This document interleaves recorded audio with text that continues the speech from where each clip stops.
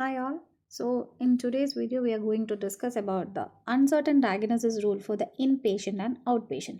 This is something you can expect for the CPC exam. So let's get into the video. Before all that, we should know what is an uncertain diagnosis. Uncertain diagnosis means whether the provider, the doctor is not fully sure about. Means if he is not sure about the condition, in the discharge summary, he may use the terms like suspected, probable, possible, rule out, questionable. Like I have given so many terms, you can expect any one of them in the question paper.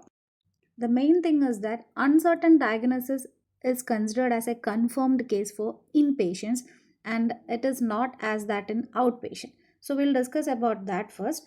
So keep in mind and you have to go through these terms also.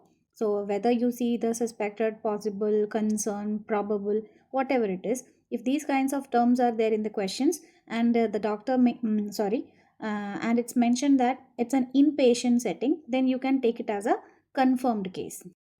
For an example, if a patient is admitted in the hospital and in the discharge summary, if the provider has mentioned that is a probable pneumonia case, then you can go and code for pneumonia. That is a confirmed case in the inpatient settings. Okay.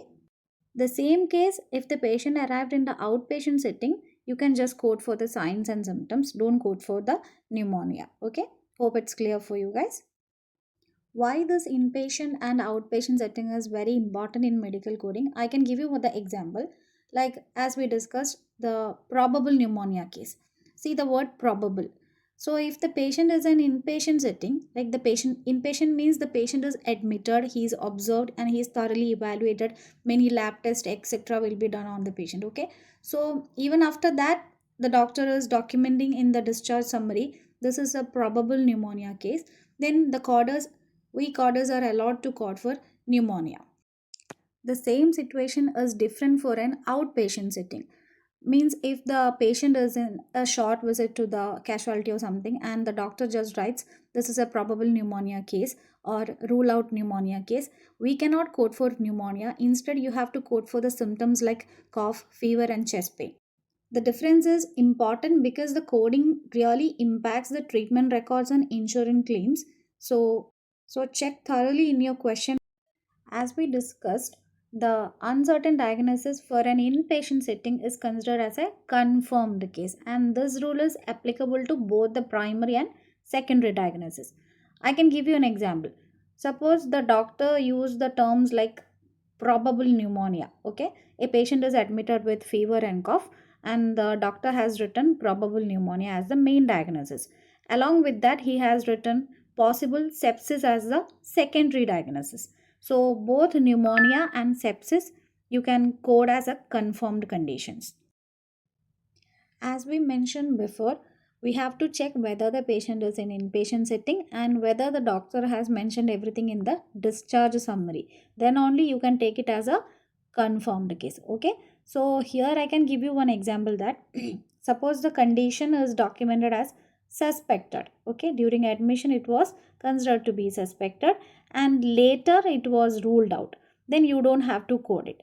For example, a patient has suspected UTI during admission, but during the discharge, the UTI is ruled out. Then you don't have to code for the UTI. And if the discharge summary still states that the patient is having suspected UTI, then you are allowed to code for the confirmed case for UTI like N39. These are some inpatient examples with codes. For example, if it is mentioned as suspected UTI, you can take it as a confirmed case. N39.0 you can take.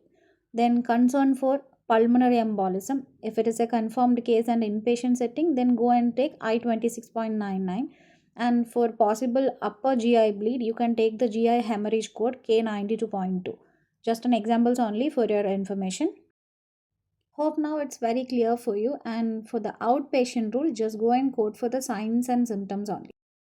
These are some examples for outpatient setting. Suppose suspected UTI is documented for the patient in outpatient, you can code for the symptoms.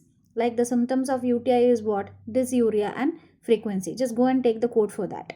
So, if the patient is having a pulmonary embolism in the outpatient setting, just take the codes for chest pain and shortness of breath because these are the signs and symptoms. And for a patient who are having possible GI bleed, go and take the code for hematemesis and melena. This is the difference in outpatient and inpatient settings. So, I repeat, in an inpatient setting and in the discharge summary, a main problem and an additional problem is mentioned, then you can code for both as confirmed case. Whether the doctor says that is a suspected conditions, go and code for both of them. Hope this is clear for you guys. So subscribe our channel for more updates and videos, and drop down in the comment box what is the next topic you required for. Thank you for watching. See you in the next session.